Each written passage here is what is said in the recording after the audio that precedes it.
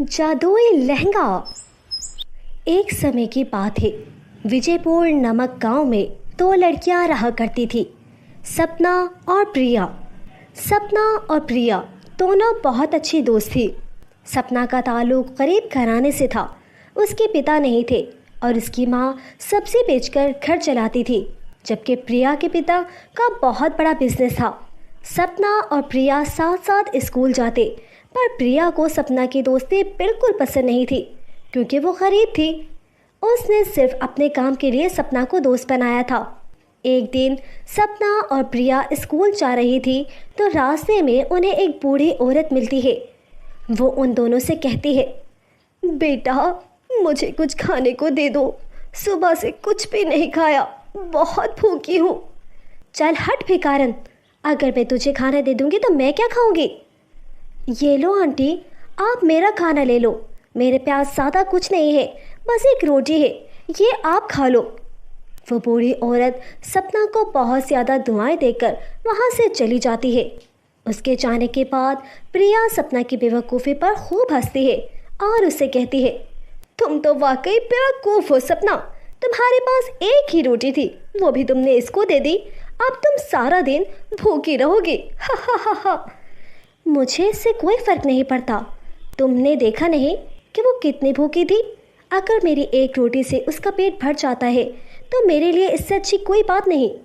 सपना प्रिया को बहुत समझाती है कि उसे भी गरीब लोगों की मदद करनी चाहिए, पर प्रिया पर उसकी बात का कोई असर नहीं होता। इसी तरह चलते चलते उन दोनों को रास्ते में दो खूबसूरत लहंगे नजर आते हैं। मैं एक जादुई लहंगा हूँ जिसके पहनने से तुम बहुत खूबसूरत हो जाओगी और तुम्हारे पास दुनिया की हर चीज़ होगी। मैं भी एक जादुई लहंगा हूँ, पर मुझे पहनने से तुम्हें धन दौलत नहीं मिलेगी, बल्कि जिसने हमें बनाया उनकी तबीयत बहुत ज़्यादा ख़राब है और इसे पहनने से तुम उनकी जान बचा सकती हो। अब तुम दोनों पर है कि तुम दोनों कौन सा लहंगा पहनती हो। प्रिया ने झट से पहले वाला लहंगा पहन लिया जिसमें बहुत सारी धन दौलत थी, जबकि सपना को लोगों की मदद करने का बहुत शौक था और उसने दूसरा लहंगा पहन लिया। जैसे ही दोनों ने लहंगे पहने, प्रिया का रंग बदसूरत हो गया और उसका रूप फटा पुराने कपड़े में बदल गया, जबकि सपना बहुत ज़्यादा खूबसूरत और मालदार लगने लग गई। ये देखकर दोनों हैरान हो जाती हैं और जादुई लहंगे से आवाज़ आती है, हम तुम्हारी परीक्षा ले रहे थे सपना, तुम इस परीक्षा में कामयाब हुई। अब तुम्हारे पास बहुत ज़्यादा धन दौलत हो गई और प्रिया तुम एक खुद परस्त लड़की हो, इसीलिए अब तुम सारी ज़िंदगी इसी हुलिये में रहोगी। राजनपुर गांव से कुछ फासले पर गरीब लोगों की झुग्गी थी। वहां पर लोग हद से ज़्यादा गरीब थे और कुछ ना कुछ छोटा मोटा काम करके अपना पेट पाल रहे थे। वहीं पर प्रीति नाम की एक इंतहाई गरीब लड़की भी रहती थी। प्रीति की तरह राजनपुर की बाकी लड़कियां भी बहुत गरीब थी। गुर्बत की वजह से वो बच्चियां ना तो कभी स्कूल जाकर पढ़ लिख सकी थी और ना ही कभी किसी खेल में हिस्सा लेती थी। गांव के ये लोग किसी तरह छोटे मोटे काम करके कुछ पैसे कमाते और अपना गुजारा करते थे। एक दिन प्रीति अपने घर चारपाई पर बैठी सोच रही होती है, क्या करूं, कुछ दिनों से कोई भी कमाई नहीं हुई। इसी वक्त प्रीति की सहेली आरती वहां आ जाती है और इससे कहने लगती है, प्रीति इतने दिन हो गए हमें कोई भी काम नहीं मिला, अब क्या होगा। हमें तो लोग कोई छोटा मोटा काम भी नहीं देते कि कुछ दिहाड़ी ही हाथ आ जाए। पता नहीं हम लोगों की किस्मत में क्या लिखा है, जब से पैदा हुई हूँ बस हर तरफ गरीबी ही दिखाई दी है। ना तो अच्छी तालीम मिली और ना ही ज़रूरत की कोई चीज़ मिली। पैदा होते ही हमारे माँ बाप ने हमें लोगों के आगे भीख मांगने पर लगा दिया। अब तो लगता है शादी के बाद भी हमारी ज़िंदगी ऐसे ही गुजरेगी। तुम ठीक कह रही हो प्रीति, हमारी किस्मत में कोई खुशी नहीं है, ना ही हमारे पास किसी काम की समझ है, ना ही कोई काम करने का जरिया है। और ना ही हमारी समस्याओं को देश के बड़े बड़े नेता सुनते हैं।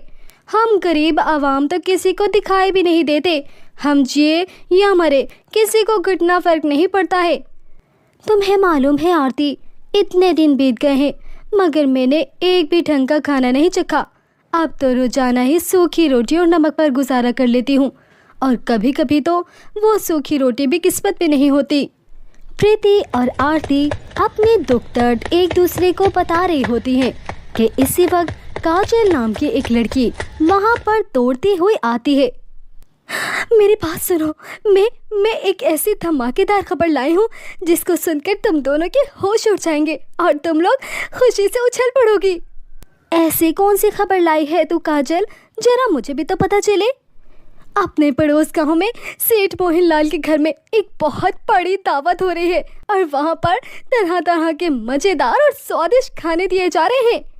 ये सुनकर वो तीनों सहेलियाँ खुशी से उछल पड़ती हैं। हमें बगैर देर किए वहाँ उस दावत में जाना चाहिए। कहीं ऐसा ना हो कि वो स्वादिष्ट पकवान हमारे पहुँचने से पहले ही ख़त्म हो जाए। अब वो तीनों भागकर उस सेठ के घर पहुँच जाती है। सेठ के घर तो तरह तरह के खाने परोसे जा रहे थे। इस खाने की खुशबू से इन लड़कियों के मुंह में पानी आ गया। ये खुशबू तो बहुत मज़े की है, चलो जल्दी से खाते हैं। वो खाना अपने प्लेटों में डाल रही होती है कि इतने में एक औरत इनके पास आती है।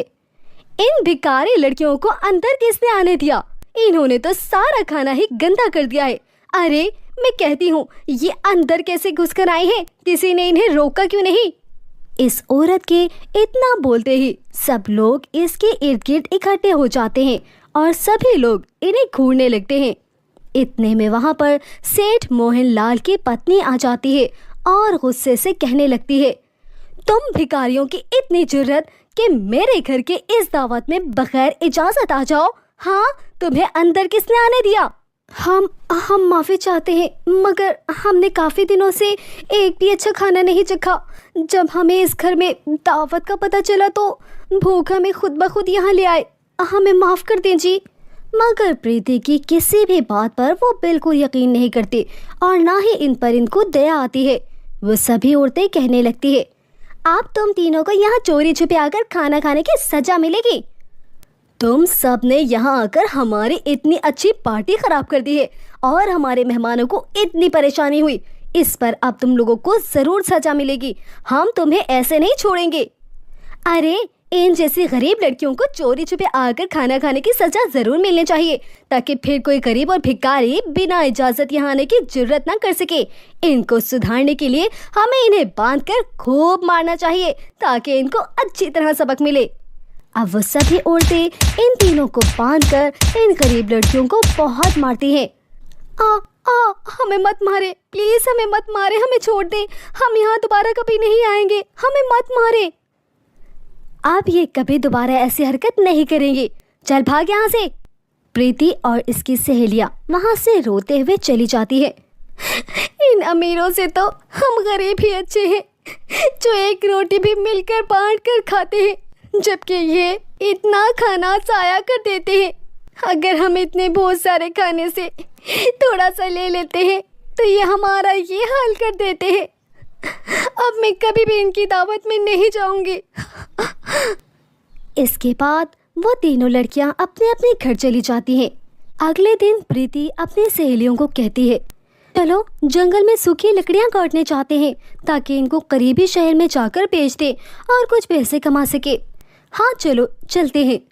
अब वो जंगल में दाखिल हो जाते हैं कि प्रीति की नज़र एक सूखे पेड़ पर पड़ती है। अरे वो देखो, वहाँ एक सूखा पेड़ है, आओ चलो इस दरख्त को काटते हैं। इतने में इनको किसी की आवाज़ आती है, बचाओ बचाओ, कोई है, मुझे बचाओ। वो इस आवाज़ का पीछा करती हैं। जब वो आवाज़ के करीब जाती हैं तो वहाँ पर देखती हैं कि दो दुष्ट जादूगरनियों ने एक प्यारी सी परी को पिंजरे में बंद किया होता है और वो इसे अपने साथ ले जाना चाह रही होती है। बचाओ, ये जादूगरनी मुझे जबरदस्ती कैद करके ले जा रही है, कोई तो बचाओ मुझे। हा हा हा हा हा हा, जितना चिल्लाना है चिल्लाओ, यहाँ इस जंगल में तुम्हें कोई बचाने नहीं आएगा। चुपचाप हमारे साथ चलो। प्रीति और इसकी सहेलियों को उस मासूम परी पर दया आ जाती है। हमें इस परी को बचाना चाहिए, इसकी जिंदगी खतरे में है, हमें कुछ करना चाहिए। तभी वो तीनों अपनी अपनी कुल्हाड़ियों से इन जादूगरनियों पर हमला कर देती हैं और इनकी खूब पिटाई करती हैं। तुम लोग कौन हो और हमें क्यों मार रही हो? हमें छोड़ दो, मत मारो हमें, छोड़ो। हम इस मासूम परी को तुम लोगों के चुंगल से बचाने आए हैं। तुम लोग यहाँ से चले जाओ, वरना हम लोग तुम्हें मार मार कर खत्म कर देंगे। हम चले जाएंगे, हमें मत मारो, हम अभी जा रहे हैं। रुक जाओ, हमें मत मारो, हम जा रहे हैं। इसके बाद वो जादूगरनियां डर के मारे परी की जादुई छड़ी इनको देकर दुम दबाकर भाग जाती हैं। प्रीति पिंजरा खोलकर उस परी को आजाद कर देती है। परी जी, आप ठीक तो है ना?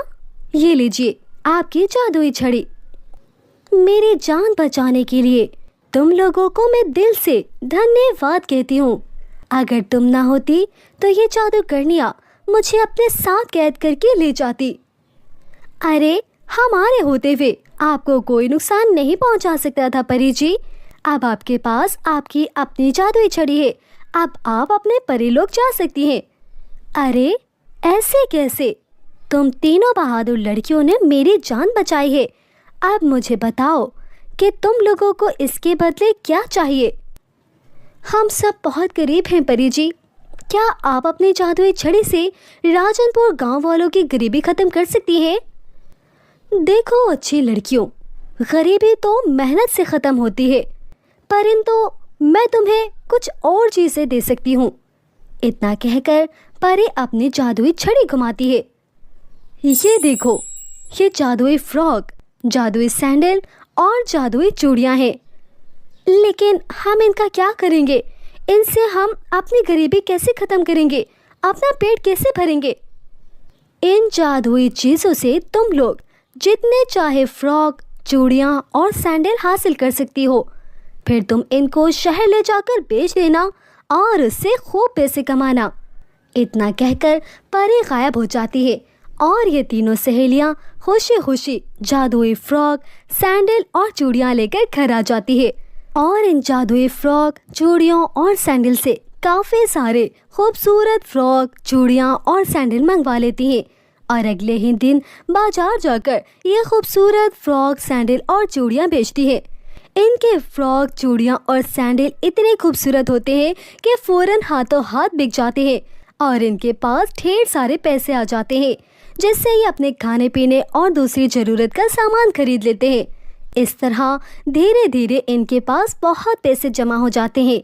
फिर ये इन पैसों से शहर में होलसेल की बड़ी सी दुकान खोल लेते हैं, जहाँ ये लोग बहुत ही सस्ते दामों फ्रॉक, सैंडल और चूड़ियाँ बेचने लगती हैं और ये लोग गांव के सभी लोगों को काम भी देते हैं और अपने गांव में स्कूल, अस्पताल, खेलने का मैदान और सब कुछ बनाते हैं। अब इनकी गरीबी हमेशा के लिए ख़त्म हो जाती है। और ये एक बार की बात है, सावित्री नाम की एक औरत की 3 बेटियां थी, जिनके नाम सोनम, साक्षी और सपना था। वो दिखने में बहुत ज़्यादा सुंदर थी, मगर इनके सर पर बाल नहीं थे। वो तीनों बिल्कुल गंजी थी, जिसकी वजह से इन्हें कॉलेज में, मार्केट में और आस पड़ोस में बहुत बातें सुनना पड़ती थी। वो तीनों हमेशा बहुत दुखी रहती थी और अपनी माँ से पूछती थी कि इनके सर पर आखिर बाल क्यों नहीं। तो सावित्री हमेशा इनको कोई ना कोई बहाना बनाकर टाल देती थी। धीरे धीरे समय बीत रहा था और अब इनकी उम्र इतनी हो गई थी कि इनकी शादी हो जाती, परंतु इनके गंजे होने की वजह से कोई इनको पसंद नहीं करता था। एक दिन एक औरत इनके घर रिश्ता लेने आती है, मगर सोनम, साक्षी और सपना को गंजा देखकर कहती है, अरे बहन जी, तुमने हमें क्या पागल समझा हुआ है कि हम तुम्हारी गंजी बेटियों को अपने सुंदर बेटों से ब्याह दें? इसी तरह से जो भी इन तीनों बहनों को देखने आता तो वो सिर्फ इसीलिए इन्हें धुतकार कर चला जाता कि वो गंजी थी। अब तो वो तीनों बहनें भी हार मान चुकी थी कि इनकी कभी शादी नहीं होगी। इनके जख्मों पर आस पड़ोस की लड़कियां नमक छिड़कती थी। अरे दोस्तों देखो तो, हमारे मोहल्ले की तीनों गंजी लड़कियां आ रही है। इन बेचारियों को आज भी लड़के वाले नापसंद करके चले गए। भला ऐसी लड़कियों से कौन शादी करना चाहेगा। वैसे मैं तो सोच रही थी कि इनके तो पैसे भी बचाते होंगे, ना शैम्पू की टेंशन, ना ही तेल की फिक्र और ना कोई हेयर स्टाइल बनाने की झंझट होती है। और एक हमें देखो, नहाने से पहले 100 बार सोचना पड़ता है और फिर हेयर स्टाइल बनाने की फिक्र अलग होती है। इसी तरह से सभी लड़कियां बेचारे तीनों बहनों का खूब मजाक बनाती है और वो तीनों रोती हुई घर वापस आ जाती है। तभी सबसे बड़ी सोनम अपनी माँ से रोते हुए कहती है, मम्मी आपके बाल कितने घने और सिल्की हैं और हमारे सिर पर एक भी बाल नहीं, हम गंजे हैं। आपको पता है मम्मी, सब हमारा कितना मजाक उड़ाते हैं, कोई भी हमसे दोस्ती करने का तैयार नहीं होता है और शादी तो हमसे कोई नहीं करता। 20 से ज़्यादा लड़कियां हमें इनकार करके चले गए। मम्मी बताओ ना, हमारे सर पर बाल क्यों नहीं है? प्लीज मम्मी आज बता ही दो। इसकी बात सुनकर इनकी माँ कहती है, अच्छा ठीक है, मैं बताती हूँ। दरअसल मैं एक जादूगरनी हूँ और मेरे पीछे एक दुष्ट चुड़ैल पड़ी हुई है। बेटा, जब तुम तीनों का जन्म हुआ था तो तुम सब गंजी नहीं थी, बल्कि तुम्हारे बाल इतने खूबसूरत थे कि ऐसे सुंदर बाल पूरी दुनिया में नहीं थे। सोनम, तुम्हारे बाल जादुई सोने के रंग के थे और साक्षी, तुम्हारे जादुई चांदी के बाल थे और सपना, तुम्हारे तो जादुई हीरे के बाल थे। मम्मी, जब हमारे इतने सुंदर जादुई बाल थे तो अब हमारे बाल कहाँ चले गए हैं? बेटा, उस दुष्ट चुड़ैल को पता चल गया था कि तुम तीनों के बाल जादुई हैं। वो तुम तीनों को हासिल करना चाहती थी ताकि वो इस पूरी दुनिया पर राज कर सके। इसीलिए मैंने तुम लोगों की जान बचाने की खातिर तुम्हारे जादुई बालों की बलि चढ़ा दी और तुम तीनों को हमेशा हमेशा के लिए गंजा कर दिया। इसके बाद तब से लेकर अब तक मैंने अपनी जादुई शक्तियों का इस्तेमाल नहीं किया है और तुम तीनों को लेकर इस दुनिया में आ गई हूँ। तीनों बहनों को अपने हसीन बालों का सुनकर बहुत रोना आता है और वो अपनी माँ के साथ मिलकर फूट फूट कर रोती हैं। ऐसे ही कुछ दिन बीत जाते हैं और सावित्री के पास एक बूढ़ी औरत आती है। वो इससे कहती है, मैंने सुना है कि तुम अपनी बेटियों की शादी करना चाहती हो, मगर इनके गंजे होने की वजह से इनकी शादी नहीं हो पा रही। अरे, सुंदरता तो दिल की होनी चाहिए। तुम खुद भी बहुत अच्छी हो, सबकी मदद करती हो, यकीनन तुम्हारी बेटियां भी अच्छी होंगी। मुझे अपने लिए एक सुरक्षित बहू चाहिए जो मेरे घर को स्वर्ग बना दे। आजकल की बहुएं तो आते ही घर में आफत मचा देती हैं। क्या तुम अपनी बेटियों की शादी मेरे बेटों से करोगी? मुझे तुम्हारी बेटियां बहुत पसंद हैं। क्यों नहीं अम्मा जी, आपने तो मेरी सभी मुश्किलों को हल कर दिया है। आपका बहुत बहुत धन्यवाद। अब अच्छा सा मुहूर्त निकालकर अपने बच्चे की शादी कर देते हैं। सावित्री बहुत खुश थी, लेकिन वो इस बात से अनजान थी कि वो बूढ़ी औरत कोई और नहीं बल्कि वही चुड़ैल थी जिससे बचकर वो यहाँ आई थी। वो बूढ़ी औरत घर जाकर अपने असली रूप में आ जाती है और वो खुश होकर कहती है, बेवकूफ सावित्री, मैंने तुझे इतने साल के बाद भी पहचान लिया, मगर तू मुझे पहचान नहीं सकी। तूने अपनी बेटियों के जादुई बाल गायब कर दिए थे ना, लेकिन अब मैं अपने शैतान बेटों से इनकी शादी करवाऊंगी तो इनके जादुई बाल फिर से वापस आ जाएंगे। फिर मैं इनके जादुई बालों की मदद से इस दुनिया पर राज करूंगी। वहीं दूसरी तरफ सावित्री और इसकी तीनों बेटियां बहुत ज्यादा खुश थी। शादी की तैयारियां जोरों शोर से जारी थी। एक दिन सावित्री अपनी तीनों बेटियों के साथ शादी की शॉपिंग करने मॉल जाती है। वहां पर उसको वह बूढ़ी औरत दिखाई देती है। सावित्री इसको आवाज लगाती है, अम्मा जी सुनिए, अम्मा जी सुनिए तो। मगर वो औरत इसकी आवाज नहीं सुनती। तभी सावित्री और इसकी तीनों बेटियां उस चुड़ैल का पीछा करने लगती है। वो चुड़ैल चलती हुई एक गार में चली जाती है और वहां पर वो चुड़ैल अपने तीनों शैतान बेटों से बातें कर रही होती है। सावित्री को ये सब देखकर पता चल जाता है कि ये औरत तो वही चुड़ैल है। सावित्री उससे कहती है, दुष्ट चुड़ैल, तूने मुझसे मेरा पति छीन लिया, मेरी बच्चियों से उसका बचपन छीन लिया और अब तू यहाँ आ गई है अपने तीनों शैतान बेटों के साथ मेरी बेटियों की शादी कराने, ताकि इनके जादुई बाल वापस आ जाए और तू इनकी बलि चढ़ाकर इस दुनिया पर राज कर सके। मैं तुझे तेरे नापाक इरादों में कभी कामयाब नहीं होने दूंगी। अब तो मेरे जंगल में फंस चुकी है, अब तुझे मुझसे कोई नहीं बचा सकेगा। मेरी प्यारी बेटियों, इस दुष्ट चुड़ैल ने मुझसे मेरा सुहाग तो छीन लिया, मगर मैं तुम लोगों को कुछ नहीं होने दूंगी। तुम तीनों यहाँ से तुरंत भाग जाओ, किसी के हाथ ना आना, जल्दी से भागो भागो मेरी बेटियों। मगर माँ, ये चुड़ैल और इसके शैतान बेटे बहुत ज्यादा खतरनाक है, हम तुम्हें यहाँ इनके पास अकेले छोड़कर नहीं जाएंगे, तुम्हारी जान को भी खतरा हो सकता है माँ। मगर सावित्री अपने जादुई शक्ति की मदद से अपनी बेटियों को एक जादुई कालीन पर बिठाकर भेज देती है। वह बहुत रोती है मगर अपनी माँ का हुक्म मान लेती है।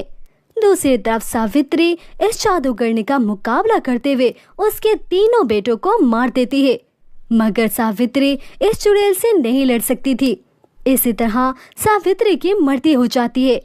वो चुड़ैल इन बेटियों को पकड़ने जाती है मगर वो उनको ढूंढ नहीं पाती। वो बहनें काफी दूर आ जाती हैं और एक नहर के पास गिर जाती हैं। वहीं पर 3 लड़के होते हैं जो इनसे पूछते हैं, तुम तीनों कौन हो? फिर वो इनको अपने सारी दास्तान सुनाते हैं कि कैसे इनके पीछे एक दुष्ट चुड़ैल पड़ी हुई है। वो तीनों भाई बहुत ही अच्छे थे।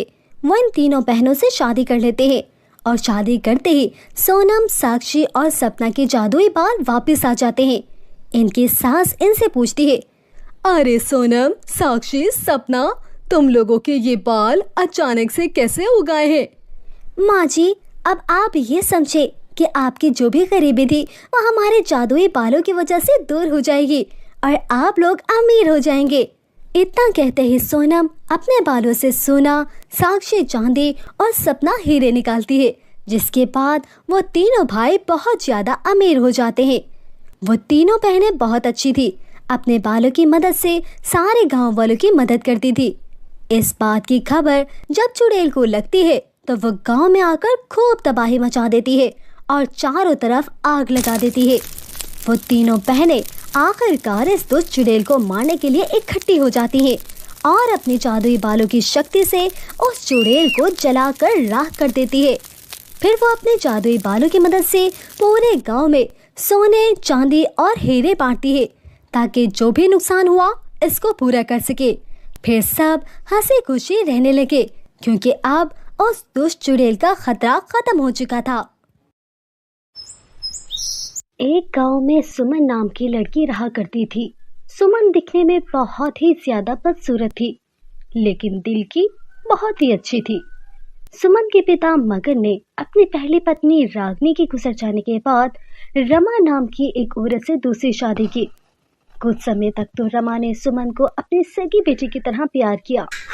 1 साल के बाद रमा ने अपनी बेटी को जन्म दिया। रमा ने अपनी बच्ची का नाम माया रखा। माया दिखने में बहुत ही ज्यादा सुंदर थी। रमा अब सारा वक्त अपनी बेटी माया के साथ गुजारती। उसने सुमन पर ध्यान देना बिल्कुल ही बंद कर दिया था। वह मगन के पीछे सुमन से बहुत बुरा बर्ताव करती। सुमन अपनी सौतेली माँ की डर की वजह से अपने पिता को कुछ नहीं बताती। ऐसे ही समय बीत रहा था। सुमन और माया अब बड़ी हो चुकी थी।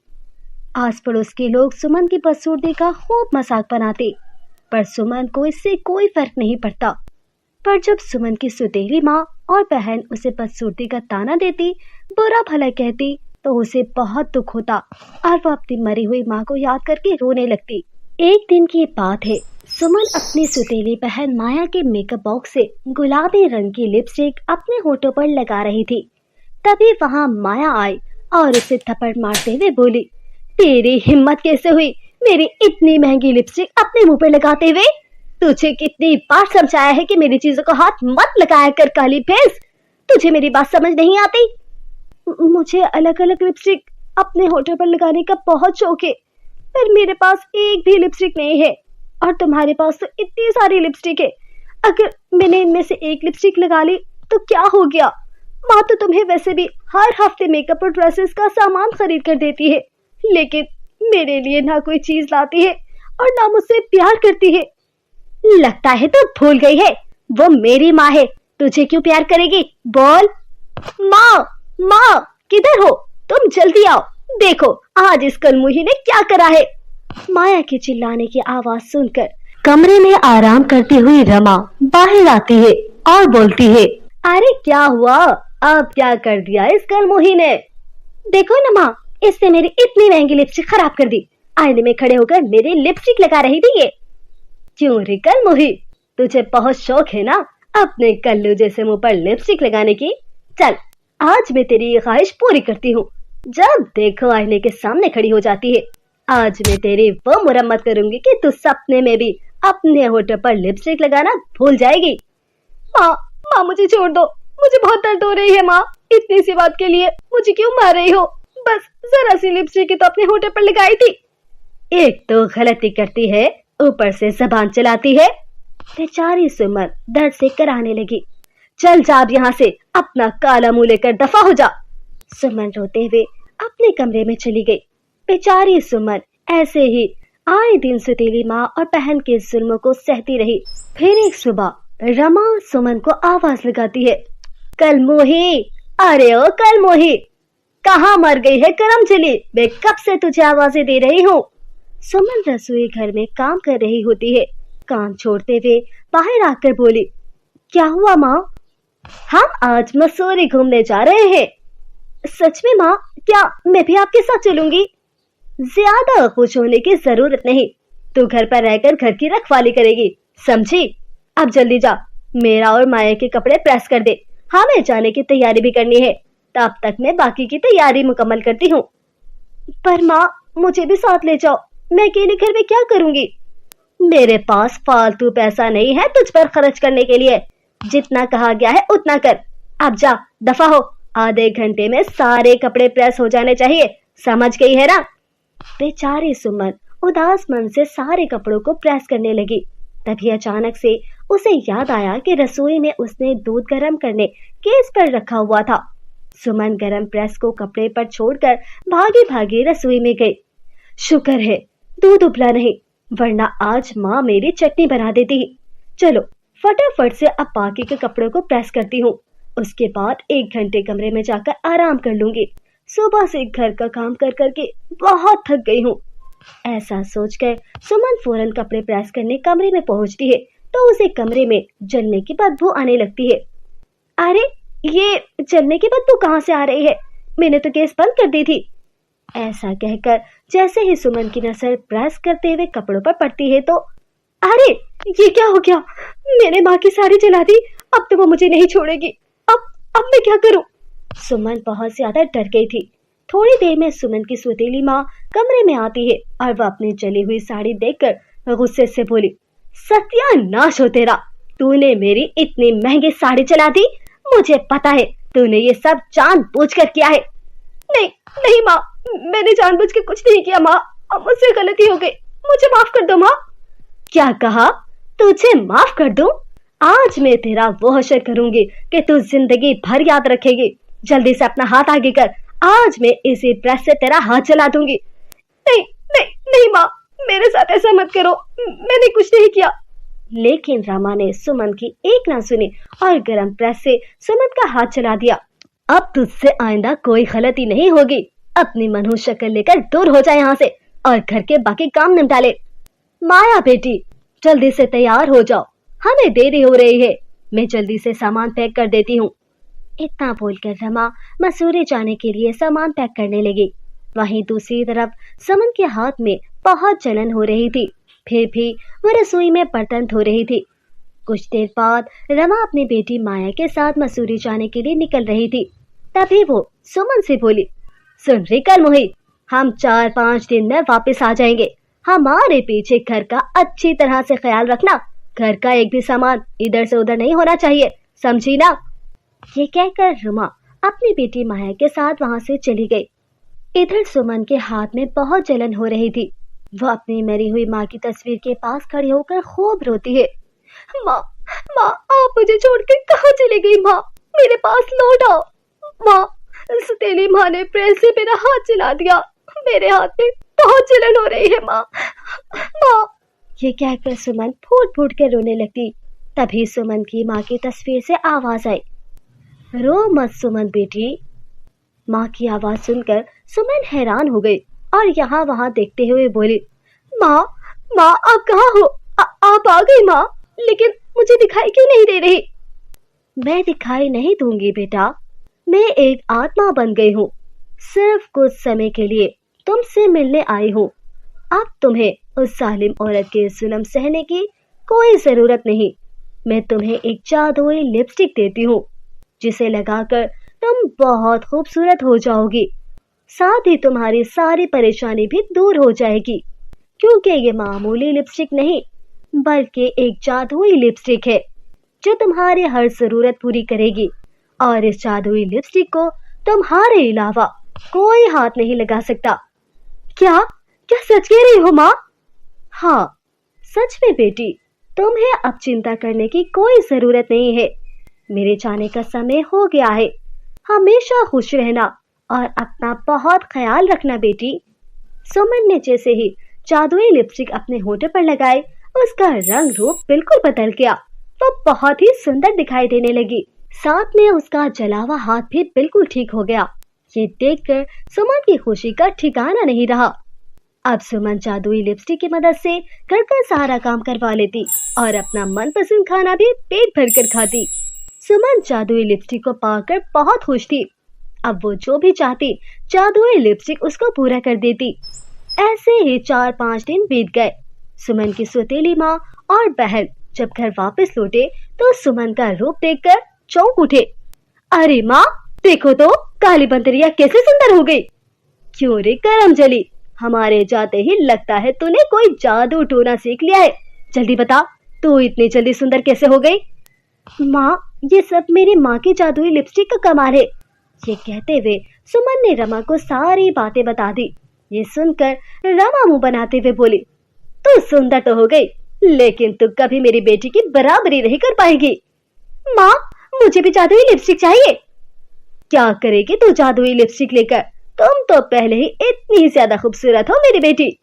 लेकिन माया जादुई लिपस्टिक की जिद करने लगी और जबरदस्ती सुमन से जादुई लिपस्टिक छीनने की कोशिश करती है। इतने में जादुई लिपस्टिक से जादू निकलता है और माया दूर जा गिरती है। अरे अरे मेरी कमर। माँ, माया, इस जादुई लिपस्टिक को मेरे अलावा कोई छू नहीं सकता, इसीलिए आइंदा से ये जादुई लिपस्टिक को हाथ लगाने की कोशिश मत करना, वरना अंजाम भुगतने के लिए तैयार रहना।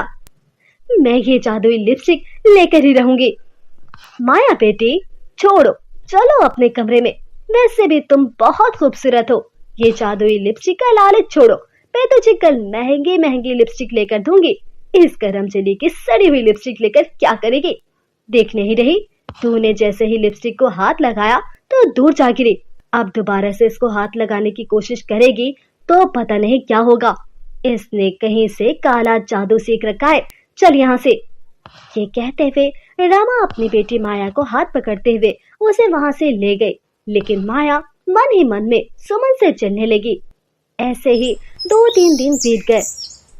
एक शाम रमा के सीने में अचानक से दर्द हुआ। वो ढंग से खड़ी भी नहीं हो पा रही थी। उसने अपनी बेटी माया को आवाज लगाई, माया, माया बेटी, मुझे जल्दी से हॉस्पिटल ले चलो, मेरे सीने में बहुत दर्द हो रहा है। माँ, मैंने अपने चेहरे पर इतना महंगा फेस पैक लगाया है, मैं हॉस्पिटल लेकर अभी नहीं जा सकती, आपको आधे घंटे वेट करना होगा। क्या मेरी तबीयत इतनी ज्यादा खराब हो रही है और तू मुझे हॉस्पिटल तक नहीं ले जा सकती?